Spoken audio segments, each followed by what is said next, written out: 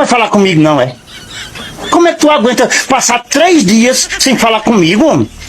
Meu filho, eu passei por 9 meses sem falar com ninguém. Eu não vou passar 3 dias sem falar com tu. 9 meses tu passou sem falar com ninguém? Sim. Eu não acredito num negócio desse, não. Como diabo foi que tu conseguiu passar 9 meses sem falar com ninguém? Oxê, na barriga de mamãe.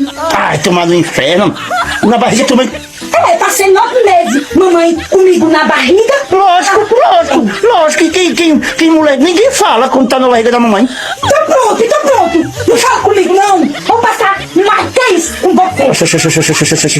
Ai, tio Manata, eu passei 9 meses sem falar com ninguém. Essa lesaiada. Faz 3 dias que eu tô sem falar com tu. Tá falando agora. Porque você insistiu. 9 meses sem falar com ninguém. Ô texto de relâmpago. Essa aí é a biscoitada mesmo, viu?